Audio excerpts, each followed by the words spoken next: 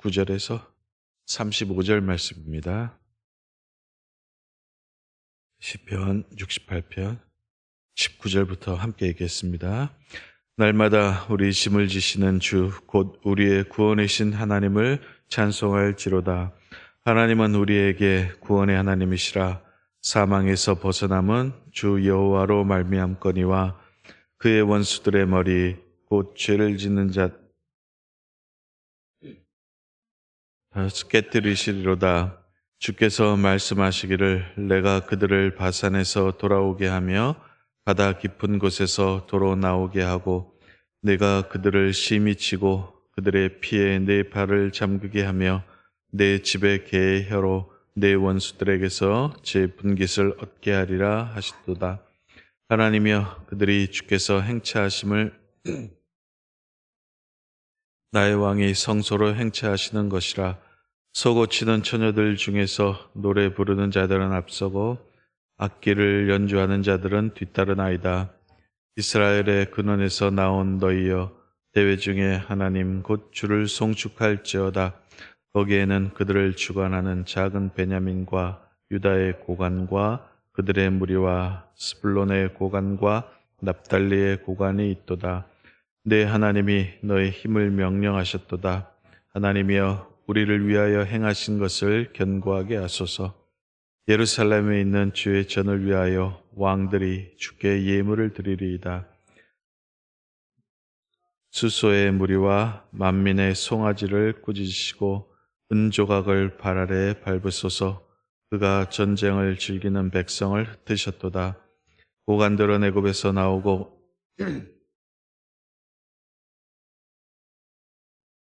땅의 왕국들아, 하나님께 노래하고 주께 찬송할지어다. 옛적 하늘들의 하늘을 타신 자에게 찬송하라. 주께서 그 소리를 내시니 웅장한 소리로다. 너희는 하나님께 능력을 돌릴지어다. 그의 위엄이 이스라엘 위에 있고 그의 능력이 구름 속에 있도다. 하나님이여,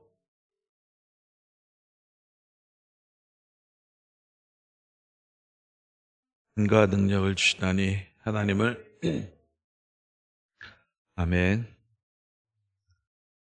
일반적으로 우리가 시편을 읽어 나가는데 상식적으로 일반적으로 시인을 보통 뭐라고 얘기를 하냐 하면은 보이지 않는 것을 보고 들리지 않는 것을 듣는 사람이다라고 말을 합니다. 이 말이 무슨 뜻이냐 하면은 우리 보통 사람보다 훨씬 더 예민하고 섬세한 감각을 갖고 있다라는 거죠. 시인뿐만 아니라 보통 예술가들이 다 그렇습니다. 그리고 또 이제 이게 신앙으로 오면은 선지자들이 그렇습니다. 선지자들이 우리 보통 사람들이 보지 못하는 것, 듣지 못하는 것을 보고 듣고 이렇게 하죠. 우리 그거를 이제 계시라고 말을 합니다. 지난 시간에 제가 이런 말씀을 드렸습니다. 시에서 가장 중요한 게 뭐냐면은 시적 체험이라고, 시인이 어떤 체험을 했느냐, 그 체험 가지고 시를 썼을 테니까 우리가 시편을 읽으면서 시를 읽으면서 시인이 어떤 체험을 했느냐, 시인의 체험 속으로 들어가야 된다 하는 그런 말씀을 이제 드렸습니다. 우리가 이제 구약 성경에 시편이 150편이 나오잖아요. 150편에서 공통되는 시인들의 체험이 있습니다. 그 체험이 뭐냐면은 하나님 체험이죠. 하나님을 체험하고 그 체험을 시로, 그 감격과 감동을 시로 이제 묘사를 해 놓은 거죠. 그래서 우리가 시편을 읽을 때 이분들이 한 하나님이 어떤 하나님 체험이 무엇이냐, 도대체 어떤 체험을 했느냐, 어떤 하나님을 경험을 했느냐, 이거를 우리가 시를 통해서 추적을 해 들어가야 됩니다. 그래서 오늘 시편 68편 우리가 쭉 이제 하반부를 쭉 읽었는데, 시편 68편에서 이 시인이 체험한 하나님은 어떤 하나님이시냐라고 했을 때 뭐 여러 가지가 나오겠지만 크게 두 가지만 좀 말씀을 드리도록 하겠습니다. 첫째는 날마다 우리의 짐을 져 주시는 분, 곧 구원의 하나님이시다라는 것입니다. 19절에서 21절 보면 이런 말씀 나오시죠. 날마다 우리의 짐을 지시는 주 곧 우리의 구원이신 하나님을 찬송할지로다 라고 나옵니다. 여기서 우리의 짐이라는 것은 삶의 무게를 말을 하는 거겠죠. 인생의 고난, 어떤 등이 휠 것 같은 삶의 무게, 어려움, 그리고 나를 대적하는 사람들, 이 모든 것들을 포함해서 우리는 인생의 짐, 우리의 짐이라고 말을 합니다. 어떤 힘겨움, 고통, 생의 고난들 이런 것들을 말을 하는데 이런 문제들을 해결해 주시는 분, 그리고 그 생의 고통, 고난에서 우리를 건져주시는 분으로 이 시인이 체험을 한 거죠. 하나님 체험을 한 것입니다. 여러분들 다 아시고 또 느끼시는 대로 우리 사는 게 이렇게 만만치가 않습니다. 살아간다는 게 이렇게 쉽지 않죠. 아이들은 아이들대로, 학생은 학생대로, 또 성인은 성인대로, 노인은 노인대로 사는 게 녹록치가 않습니다. 10대는 10대대로, 20대에는 20대대로, 40대, 50대는 그 나름의 나이대대로 겪는 어떤 힘든 어려움, 고통들이 있습니다. 좀 나이 들면 좀 편해질까라고 했는데 나이 들면 또 그 나이대만큼의 짐이 또 우리에게 지워지죠. 그래서 이렇게 인생을 뒤돌아보면은 하루도 한시도 마음 편할 날이 없지요. 없죠.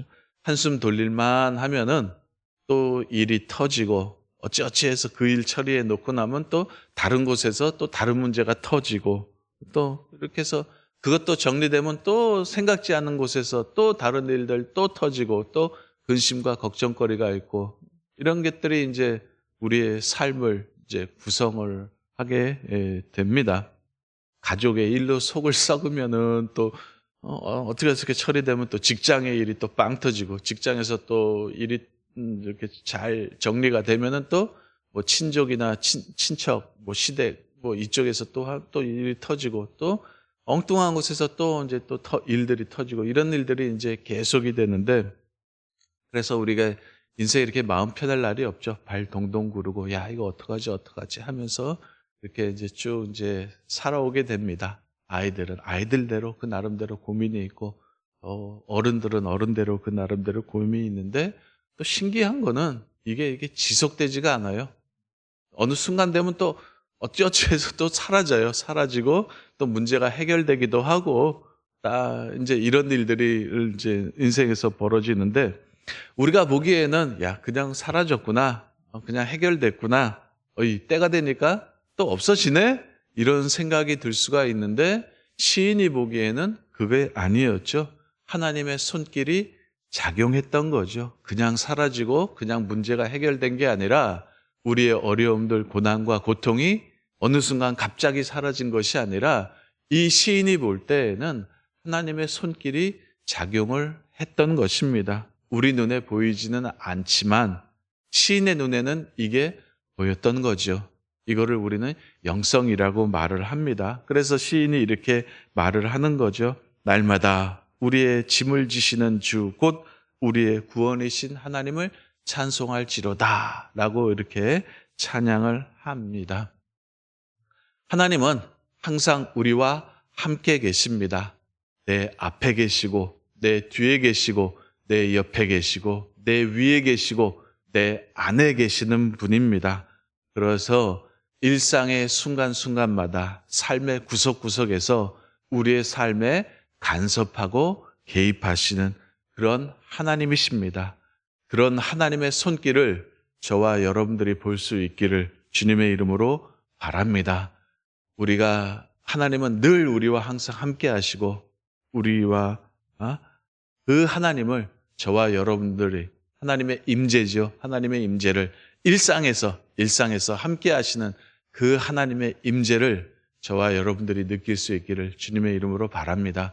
특별한 일이 있을 때만, 사건, 사고가 있을 때만 우리를 찾아오시는 하나님이 아니시라 언제나 늘 항상 하나님이 우리와 함께 하고 계시는 거죠. 단지 우리가 그것을 못 깨닫고 못 느낄 뿐입니다.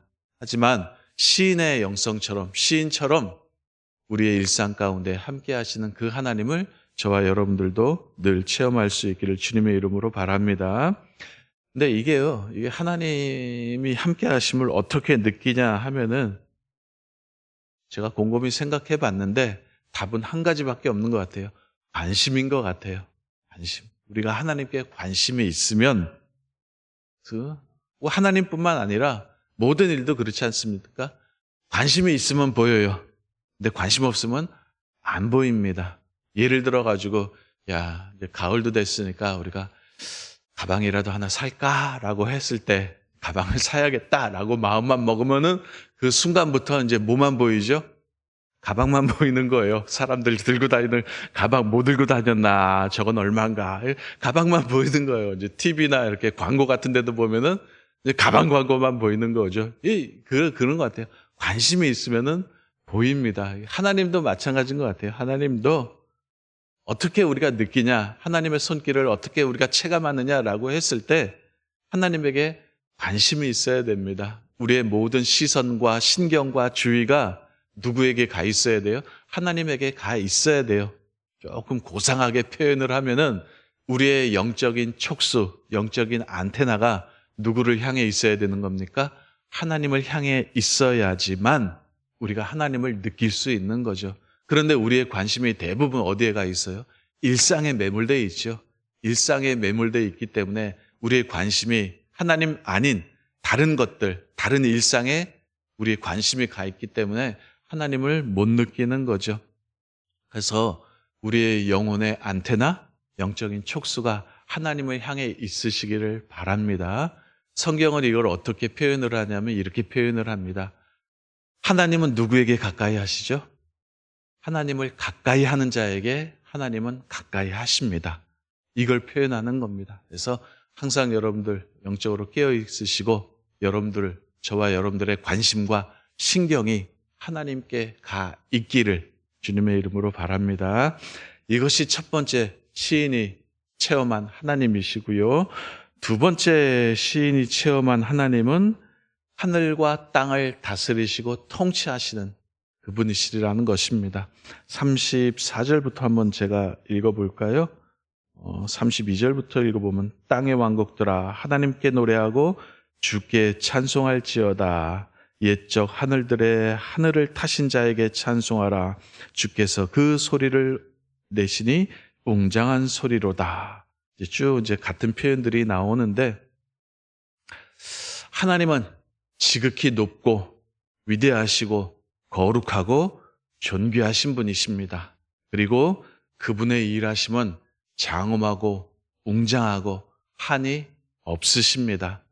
말로 표현할 수 없는 깊이와 넓이와 높이를 가지신 분이시고 우리가 만만히 여길 그럴 분이 아니십니다. 하나님은 그런 분이십니다. 이 시대에 사실은 우리가 현대를 살고 있지만 사실 좀 불행한 시대를 살고 있습니다. 왜냐하면은 이 시대의 문제 중에 하나가 뭐냐면은 권위가 없어졌다라는 거죠. 선생님들, 교수님들의 권위, 전문가들의 권위가 없어지고 다들 만만하게 봐요. 너랑 나랑 다른 게 뭐냐? 다들 만만하게 보는 거예요. 응? 좋게 말하면 평등이라고 말을 하고 조금 비꼬아서 좀 나쁘게 말하면 이제 만만하게 이렇게 보는데 근데 이게 문제가 뭐냐면 이게 교회 안에도 들어오고 신앙 안에도 들어와서 어떤 때는 우리가 하나님을 좋게 여기면 이제 친근하게 여기는 거고 조금 좀 나쁘게 여기면은 하나님을 이렇게 만만하게 보는 그런 거는 아니겠지만 그런 식으로도 표현을 할 수 있겠는데 우리 시대의 하나님 인식, 하나님의 이미지는 부드럽고 따뜻한 분이에요. 그죠? 하나님은 부드럽고 따뜻하고 자애롭고 온화하신 분, 말랑말랑하신 분, 그리고 내 얘기 다 들어주시고 내가 어려울 때는 언제든지 달려와서 나를 도우시는 분, 이런 식으로 우리는 하나님을 이해하고 그런 하나님에 대한 이미지를 갖고 있습니다. 자애로운 아버지, 친근한 부모님, 이런 식의 이미지를 갖고 있죠. 좋습니다. 그런 하나님의 모습 갖고 있는 거 좋습니다. 하지만 또한 함부로 우리가 범접할 수 없는 분이라는 것도 여러분들 꼭 기억해 주시기를 바랍니다. 하나님은요, 그 이름을 우리의 부정한 입술에 함부로 올릴 수 없는 그런 분이십니다. 우리와는 완전히 질적으로 다른 분이고 차원을 달리 하시는 분이시죠. 하나님은 하늘에 계시고 우리는 땅에 있습니다. 하나님은 창조주이시고요, 우리는 피조물이고, 하나님은 지극히 높고 존귀하신 분인 반면에 우리는 뭐예요? 먼지만도 못한 먼지와 같은 그런 존재라는 것을 여러분들이 꼭 기억을 하시기를 바랍니다. 우리가 신앙생활하면서 이 두 가지를 항상 이 두 가지가 팽팽하게 긴장감을 갖고 있어야 돼요. 한쪽에서는 따뜻하고 친근한 이미지의 하나님, 또 한편에서는 지극히 존귀하고 내가 함부로 범접할 수 없는 하나님의 이름을 함부로 내 입에 올릴 수 없는 그런 거룩하신 분이시다라는 이 두 가지 사실이 팽팽하게 긴장을 이루어야지만 우리의 신앙이 건강하게 자라지, 한쪽으로 치우치면은 우리의 신앙이 이상하게 되어버립니다. 예를 들어가지고 하나님을 부드러운 분, 인자하고 자애로운 분, 온화한 분, 이쪽으로만 가면은 우리의 신앙이 어떻게 될까요? 방자해집니다. 신앙이 방자해지고 유치해집니다. 예전에 이런 속담이 있었죠. 손자를 계속 귀엽다 그러면 할아버지 수염까지 뽑는다라는 그런 속담이 있지 않습니까? 우리의 신앙도 마찬가지입니다. 이게 어디서 나타나냐면 예배에서 나타나요. 예배에서 나타났는데 요즘 보면은 찬송가들 중에서 다 그런 건 아니겠지만 이게 이제 멜로디들 보면은 이게 하나님을 찬양하는 건지 유행가 곡조인지 락인지 모를 그런 찬양들이 상당히 있습니다. 그걸 또 이제 교회에서 이제 성도들의 이제 마음이 맞는 거죠. 그게 감성이 맞는 거예요. 시대의 감수성하게 맞는 거라서 이렇게 어떤 때는 저거 멜로디만 가사만 찬송이라고 생각할 수 있지 멜로디는 유행가인데 이런 식의 찬송들이 많이 있습니다. 그리고 또 그래요. 이게 다윗이 춤을 췄다는, 하나님 앞에서 춤을 췄다는 미명하에 이제 단에서 여러 가지 일들이 벌어지죠. 그냥 이제 속된 말로 이제 난리 부르스를 치는데 그거는 아니죠. 여러분들, 우리 신앙이 어린아이 같다는 것과 유치하다는 것과는 이거는 완전히 다른 겁니다.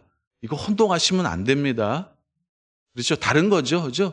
유치한 거는 유치한 거고 어린아이 같은 건 순수하다는 건데 이거를 섞어버리면은 우리의 신앙이 이상하게 되는 거죠. 아기 때야 엄마 아빠 앞에서 빤스만 입고 돌아다녀도 귀엽지요. 20대, 30대가 됐는데 빤스만 입고 엄마 아빠 앞에서 돌아다닌다고 생각해 보세요. 얼마나 끔찍하겠습니까? 이건 내가 저런 애를 키웠나 하는 그런 자괴감이 들 거 아닙니까? 그죠? 유치한 것하고 순수하고 순진한 것, 이거는 완전히 다릅니다. 우리의 신앙이 유치해서는 안 되는 거예요. 그쪽으로 가시면 안 됩니다. 이게 하나님을 그런 쪽으로만 생각하면 방지하게 가는 거예요. 대신 또 반대로 너무 신령과 거룩 쪽으로 가면은 우리의 신앙이 어떻게 될까요? 경직되죠. 숨 막히는 거예요.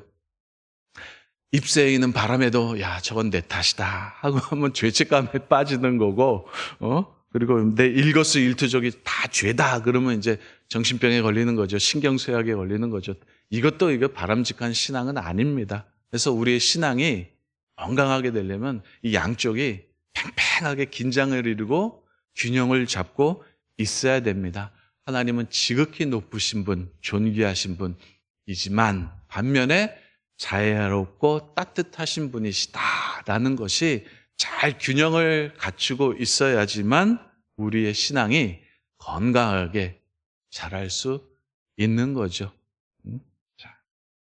그래서 결론을 지으면은 제 생각은 그렇습니다. 우리가 기도할 때 이제 어줍지 않게 기도하는 것보다 이런 시편들이 있지 않습니까? 이 시편들을 읽으면서 우리의 마음을 담는 거예요. 우리는 마음이랑 똑같잖아요. 그죠? 내가 잘 표현하지 못한 거는 시편 기자는 신기하게도 어떻게 내 마음을 잘 표현할 수가 있을까 하는 그런 시편들이 많잖아요. 그죠? 그런 시편들을 내 마음을 담아 읽으면서 시편을 통해서 우리가 기도를 배우는 거죠. 내 맘대로 내 멋대로 하는 기도가 아니라 이 시편 기자의 이 시편을 읽으면서 내 마음을 담고 야, 이건 내 기도다 하면서 내가 기도하는 것처럼 쭉 읽어 나가면은 우리의 영성에 큰 도움을 얻을 수 있습니다. 그래서 우리의 영성이 점점 더 커져서 이 시편 기자처럼 우리의 일상에서 하나님의 손길을 느낄 수 있는 저와 여러분들이 되시기를